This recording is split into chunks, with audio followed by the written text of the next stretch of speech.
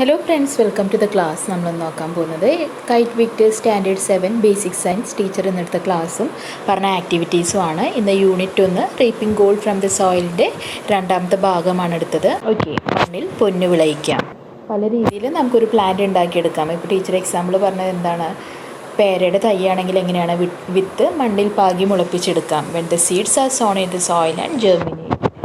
അല്ലെങ്കിൽ എങ്ങനെയാണ് അതിൻ്റെ തൈകൾ പറിച്ചു നടാം. Saplings are transplanted. The stem is cut and planted. കമ്പ് മുറിച്ച് നട്ടാലും നമുക്കങ്ങനെ പുതിയ ചെടികൾ ഉണ്ടാക്കിയെടുക്കാം. പക്ഷേ ടീച്ചർ ഇന്ന് നിങ്ങൾക്ക് പറഞ്ഞത് പുതിയൊരു രീതി എന്താണ്, പതി വയ്ക്കൽ അല്ലെങ്കിൽ ലെയറിംഗ് ആണ്. അതെന്താണ്, കമ്പിൽ വേര് മുളപ്പിച്ചെടുക്കുന്ന രീതി, സ്റ്റെമ്മിൽ റൂട്ട്സ് ഉണ്ടാക്കുന്ന രീതിനെയാണ് പതി വയ്ക്കൽ അല്ലെങ്കിൽ ലെയറിംഗ് എന്ന് പറയുക. ലെയറിങ്ങിൻ്റെ പല മെത്തേഡ്സും ടീച്ചർ ഇന്ന് ക്ലാസ്സിൽ കാണിച്ചു തന്നിരുന്നു. ഓക്കെ, ഇതാണ് ടീച്ചർ കാണിച്ചത്. പേരയുടെ കണ്ട ഒരു ബ്രൗൺ കളറിലൊരു കൊമ്പ് അല്ലെങ്കിൽ ആ ബ്രാഞ്ച് നിങ്ങൾ സെലക്ട് ചെയ്യണം. പച്ച കളറിലുള്ള ബ്രാഞ്ച് സെലക്ട് ചെയ്താൽ എന്താണ്, അത് തീരെ ചെറുതാവും. അതിൽ ലെയറിങ് സക്സസ്ഫുൾ ആവാനുള്ള ചാൻസ് കുറവാണ്. അപ്പോൾ ചിലപ്പോൾ ആ ഒരു ഭാഗം ചീഞ്ഞു പോയി എന്ന് വരും. അപ്പോൾ എപ്പോഴും സെലക്ട് ചെയ്യുമ്പോൾ എന്താണ്, ഇങ്ങനെയുള്ള കമ്പ് തിരഞ്ഞെടുക്കാൻ ശ്രദ്ധിക്കുക. എന്നിട്ട് എന്താ ചെയ്തത്, ലെയറിങ്ങിന് എന്തൊക്കെ കാര്യങ്ങളാണ് അത്യാവശ്യം വേണ്ടത്? കത്തി വേണം, ചരട് വേണം, മണ്ണ് വേണം, ചാണകപ്പൊടി കൗഡങ്ങ് വേണം, അതുപോലെ തന്നെ ചകിരിച്ചോറും വേണം. ഓക്കെ, എല്ലാം കൂടി നമ്മൾ മിക്സ് ചെയ്യും. ആവശ്യത്തിന് വെള്ളം ചേർത്തിട്ട് നമ്മളത് കുഴച്ചെടുക്കും. എന്നിട്ട് എന്താണ്, ഏത് കമ്പുമ്മയാണോ പതി വയ്ക്കേണ്ടത് അതിൻ്റെ മുകളിൽ നമ്മളൊരു മോതിര വട്ടത്തിൽ നമ്മൾ കത്തി കൊണ്ട് ഇങ്ങനെ ഒരു റിങ് പോലെ ഉണ്ടാക്കും. ആ ഉണ്ടാക്കിയ മണ്ണുണ്ടല്ലോ, ആ മണ്ണൊരു കവറിലിങ്ങനെ കെട്ടിയിട്ട് അതിൻ്റെ ഒരു ഭാഗം നമ്മൾ കത്തി കൊണ്ട് മുറിച്ച് കഴിഞ്ഞിട്ട് ആ ഭാഗം ഇതുപോലെ ആ ഒരു നമ്മൾ വെട്ടിയെടുത്തല്ലോ, ഒരു മോതിരവട്ടത്തിൽ നമ്മൾ മുറിച്ചെടുത്തല്ലോ ഒരു ഭാഗം, അതിൻ്റെ മുകളിലേക്ക് നമ്മളിങ്ങനെ കവർ ചെയ്ത് ചരട് കൊണ്ട് കെട്ടി കൊടുക്കും. എന്നിട്ട് ആവശ്യമെങ്കിൽ എന്താണ്, ആ കവറിൻ്റെ മുകളിലൊക്കെ നമ്മൾ ചെറിയ ചെറിയ ഹോൾസ് ഉണ്ടാക്കിയിട്ടുണ്ടാവും. നമ്മൾ ആവശ്യാനുസരണം അതിങ്ങനെ നനച്ച് കൊടുക്കണം. ഒരു മാസത്തിനുള്ളിൽ അതിൻ്റെ ഉള്ളിൽ വേരുകൾ വരുന്നത് നമുക്ക് കാണാൻ സാധിക്കും. കണ്ടോ, ഇതുപോലെ വേരുകൾ വരും. ഓക്കെ, വേരുകൾ വരും. അപ്പോൾ നമ്മൾ ഈ മണ്ണ് കെട്ടിയിട്ടുണ്ടല്ലോ അതിൻ്റെ ബാക്ക് സൈഡിലാണ് കുറച്ചും കൂടി മുകളിലേക്ക് കയറിയിട്ടാണ് നമ്മൾ ആ കമ്പ് മുറിച്ചെടുത്ത് വേറെ തന്നെ ഇങ്ങനെ പ്ലാന്റ് ചെയ്യുന്നത്. ഓക്കെ, നിങ്ങൾക്ക് തന്ന ആക്ടിവിറ്റി ഇതായിരുന്നു, merits and demerits of layered plants. പതി വെച്ച് തയ്യാറാക്കിയ സസ്യങ്ങളുടെ ഗുണങ്ങളും ദോഷങ്ങളും എഴുതാൻ പറഞ്ഞിരുന്നു. അതുപോലെ തന്നെ ഡിഫറെൻറ്റ് മെത്തേഡ്സ് ഓഫ് ലെയറിങ് ഏതൊക്കെ അതും നിങ്ങളോട് എഴുതാൻ പറഞ്ഞിരുന്നു. ഓക്കെ, ആദ്യം ഞാൻ കാണിക്കുന്നത് മെറിറ്റ്സ് ആണ്. ഇത് ആദ്യത്തെ കോളത്തിൽ എഴുതുക. Most of the plants can be grown this way. Okay, ഇത് മെറിറ്റാണ്. They have qualities of the parent plant, അത് മെറിറ്റാണ്. They will be of smaller size, ചെറിയ സൈസ് ആയിരിക്കും, അത് മെറിറ്റാണ്. പിന്നെന്താണ്, flowering and fruiting of such plants are faster than those in plants form through seeds. വിത്തിൽ നിന്ന് മുളപ്പിച്ചെടുക്കുന്ന പ്ലാന്റ്സിനേക്കാളും വേഗത്തിൽ ഇങ്ങനെയുള്ള ചെടികൾ പൂവുകളും കായ്കളും തരും. Through this method we can produce more saplings within A short period, അത് മെറിറ്റാണ്. റിക്വയർ മോക്കെ. ഓക്കെ, അപ്പോൾ ഇതിൽ എത്ര എണ്ണം മെറിറ്റ്സ്? 4 മെറിറ്റ്സ് പറയുന്നുണ്ട്. ഇനി നമ്മൾ നോക്കാൻ പോകുന്നത് ഡീമെറിറ്റ്സ് ആണ്. ഏതാണ് demerits? The plants form from layering do not have much life span as plants form through seed germination. Okay, അപ്പോൾ ഈ ഒരു പോയിൻ്റ് അതിൻ്റെ ഡീമെറിറ്റ് ആണ്. സാധാരണ നമ്മൾ വിത്ത് മുളപ്പിച്ചെടുക്കുന്ന പ്ലാന്റ്സിൻ്റെ അത്രയൊന്നും ജീവിത ദൈർഘ്യം ഇങ്ങനെയുള്ള പ്ലാന്റ്സിന് ഉണ്ടാവില്ല. രണ്ടാമത്തെ ഡീമെറിറ്റ് എന്താ? If the layering is done on disease plants new plantlets will also be infected. നമ്മൾ കേടായ ഒരു ഭാഗമാണ്, ചെടിയുടെ ഭാഗമാണ് എടുക്കുന്നതെങ്കിൽ ഉണ്ടാവുന്ന പുതിയ പ്ലാന്റും അതുപോലെ തന്നെ കേടായതായിരിക്കും.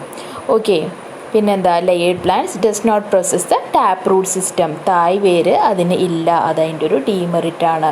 ദേ റിക്വയർ മോർ കെയർ, അതിന് കൂടുതൽ പരിചരണം ആവശ്യമാണ്. ഓക്കെ, അപ്പോൾ ഇതാണ് 4 മെറിറ്റ്സും ഉണ്ട്, അതുപോലെ തന്നെ ഡീമെറിറ്റ്സും ഉണ്ട്. നീല കളറിൽ കൊടുത്തത് മെറിറ്റ്സ് ആണ്, മറ്റേത് ഡീമെറിറ്റ്സ് ആണ്. അപ്പോൾ പതിവയ്ക്കലിൻ്റെ മെറിറ്റ്സ് ആണ് ഈ മാർക്ക് ചെയ്തിട്ടുള്ളത്. നിങ്ങളാണത്. മിക്ക ചെടികളും പതിവെച്ച് വളർത്താം. വലിപ്പം കുറവായിരിക്കും. മാതൃസസ്യത്തിൻ്റെ ഗുണങ്ങളുണ്ടാവും. വിത്ത് മുഖേന ഉൽപ്പാദിപ്പിച്ചെടുത്ത ചെടികളേക്കാൾ വേഗത്തിൽ ഇവ പൂക്കുകയും കായ്ക്കുകയും ചെയ്യും. ചുരുങ്ങിയ കാലയളവിൽ കൂടുതൽ തൈകൾ ഉൽപ്പാദിപ്പിക്കാം. ഓക്കെ, അപ്പോൾ ഈ മാർക്ക് ചെയ്തതാണ് മെറിറ്റ്സ്. ഇനി പറയുന്നതാണ് അതിൻ്റെ ദോഷങ്ങൾ. ഓക്കെ, ഏതൊക്കെയാണ് ദോഷങ്ങൾ? വിത്ത് മുളപ്പിച്ചുണ്ടാവുന്ന ചെടിയുടെ അത്ര ആയുർദൈർഘ്യം പതി വെച്ച ചെടികൾക്ക് ഉണ്ടായിരിക്കില്ല, അതാണ് ഒന്നാമത്തെ.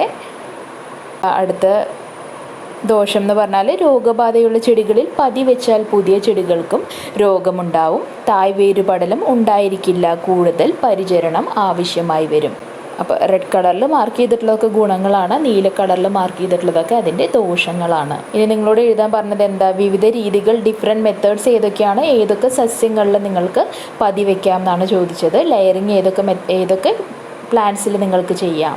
ലെയറിങ് ഗുവാവ പേരയിൽ ചെയ്യാം, വാട്ടർ റോസ് ചാമ്പയിൽ ചെയ്യാം, മൾബറിയിൽ ചെയ്യാം, ആപ്പിളിൽ ചെയ്യാം, പെപ്പർ കുരുമുളകിൽ ചെയ്യാം, വെറ്റില, പപ്പായ, സിട്രസ് നാരകം, ജാസ്മിൻ മുല്ല, റോസ്, മൊസാണ്ട ഇതിലൊക്കെ നിങ്ങൾക്ക് എന്ത് ചെയ്യാം? പതിവയ്ക്കൽ അല്ലെങ്കിൽ ലെയറിങ് ചെയ്യാവുന്നതാണ്. ഇതൊക്കെയാണ് different methods of layering. Air layering അല്ലെങ്കിൽ വായവ പതിവയ്ക്കൽ. അടുത്ത മെത്തേഡ് നാഗപതിവയ്ക്കൽ അല്ലെങ്കിൽ serpentine layering. Air layering teacher പറഞ്ഞതാണ്. സെർപ്പൻറ്റൈൻ ലെയറിങ് എന്താണ്? നമ്മളൊരു ചെടിയുടെ താഴെ ആ മണ്ണിൻ്റെ അടുത്ത് കിടക്കുന്ന ഭാഗം മണ്ണിലേക്ക് കുഴിച്ചിടുന്ന ലെയറിങ് ആണ് സെർപ്പൻറ്റൈൻ ലെയറിങ്. ഈ പിക്ചർ നോക്കിക്കഴിഞ്ഞാൽ നിങ്ങൾക്കത് ക്ലിയർ ആവും. ഇനി അടുത്തത് എന്താ? അത് ഏതിലൊക്കെയാണ് ചെയ്യുന്നത്? കുരുമുളകിലൊക്കെ അങ്ങനെ ചെയ്യുന്നത് നമുക്ക് കാണാം. അടുത്ത് പറഞ്ഞത് എന്താ? ഗ്രൗണ്ട് ലെയറിങ് ആണ്. ഈ പിക്ചറിൽ കാണിച്ചിട്ടുള്ള പോലെ തന്നെ ഒരു കൊമ്പ് നമ്മൾ മണ്ണിനോട് താഴ്ത്തിയിട്ട് അത് മണ്ണിൽ മൂടുന്നതാണ് ഗ്രൗണ്ട് ലെയറിങ്. അടുത്ത ലെയറിങ് വരുന്നത് മൗണ്ട് ലെയറിങ് ആണ്. ചില ട്രീസിൻ്റെ ബ്രാഞ്ചസ് കൊമ്പുകൾ മണ്ണിനോട് അടുത്ത് നിൽക്കുന്നുണ്ടാവും. അപ്പോൾ അങ്ങനെയുള്ള ബ്രാഞ്ചസൊക്കെ നമ്മൾ മണ്ണിട്ട് മൂടും അതിൻ്റെ പകുതി ഭാഗം വരെ. അപ്പോൾ അവിടെയൊക്കെ എന്താണ്? അവിടെയൊക്കെ റൂട്ട്സ് വരും. അടുത്ത് പറഞ്ഞത് ട്രെഞ്ച് ലെയറിങ് ആണ്. കുഴി പതിവയ്ക്കലാണ്. എക്സാമ്പിൾ ടീച്ചർ പറഞ്ഞിരുന്നു, ഈ ചെണ്ടുമല്ലിയുടെ ഒക്കെ ചെടി കാറ്റൊക്കെ വന്നാലും മണ്ണിൽ വീണു പോകും അല്ലേ? അപ്പോൾ അതിൻ്റെ ആ ഭാഗത്തൊക്കെ പുതിയ വേരുകൾ മുളച്ച് അവിടെയൊക്കെ ചെടികൾ വന്ന് നിൽക്കുന്നത് നിങ്ങൾക്ക് മഴക്കാലമാകുമ്പോൾ കാണാം. അപ്പോൾ ആ ഒരു ലെയറിങ്ങിനെയാണ് എന്ത് പറയുന്നത്? ട്രെഞ്ച് ലെയറിങ് അല്ലെങ്കിൽ കുഴി പതിവയ്ക്കൽ എന്ന് പറയുന്നത്. അപ്പോൾ ഈ ഒരു മെത്തേഡ് ഉപയോഗിച്ചിട്ട് ചെടികളെ നമ്മൾ തന്നെ മറിച്ചിട്ട് ഇങ്ങനെ മണ്ണിനോട് ചേർത്താക്കി കഴിഞ്ഞാൽ നമുക്ക് പുതിയ പ്ലാന്റ്സ് ഉണ്ടാക്കിയെടുക്കാൻ പറ്റും. പിന്നെ ലാസ്റ്റ് പറഞ്ഞത് ടിപ്പ് ലെയറിങ് അല്ലെങ്കിൽ അഗ്രപതിവയ്ക്കലാണ്. ഈ പിക്ചറിൽ കാണിച്ചിട്ടുള്ള പോലെ തന്നെ ആ ബ്രാഞ്ചിൻ്റെ ഏറ്റവും അറ്റം, ആ ഒരു കൊമ്പിൻ്റെ ഏറ്റവും അറ്റത്തെ ഭാഗം നമ്മൾ മണ്ണിനോട് ചേർത്തിട്ടാണ് അഗ്രപതിവയ്ക്കൽ അല്ലെങ്കിൽ ടിപ്പ് ലെയറിങ് ചെയ്യുന്നത്. അപ്പോൾ നമ്മൾ എന്തൊക്കെ പറഞ്ഞു? ഡിഫറെൻറ്റ് മെത്തേഡ്സ് ഓഫ് ലെയറിങ് ഇപ്പോൾ പറഞ്ഞു. ഏതൊക്കെ സസ്യങ്ങളിലാണ് ചെയ്യാൻ പറ്റുന്നത് അത് പറഞ്ഞു. അതുപോലെ തന്നെ മെറിറ്റ്സും ഡീമെറിറ്റ്സും നമ്മൾ പറഞ്ഞു. അപ്പോൾ ഇതൊക്കെ നിങ്ങൾ നിങ്ങളുടെ നോട്ടിലേക്ക് എഴുതുക. അപ്പോൾ ഇത്രയാണ് ടീച്ചർ എന്ന് പറഞ്ഞ ക്ലാസ്സും തന്ന ആക്ടിവിറ്റീസും. ഇഷ്ടപ്പെട്ടാൽ ലൈക്ക് ചെയ്യൂ, സബ്സ്ക്രൈബ് ചെയ്യൂ. തീർച്ചയായും നിങ്ങളുടെ ഫ്രണ്ട്സിനും കൂടി ഒന്ന് ഷെയർ ചെയ്ത് കൊടുക്കൂ. താങ്ക്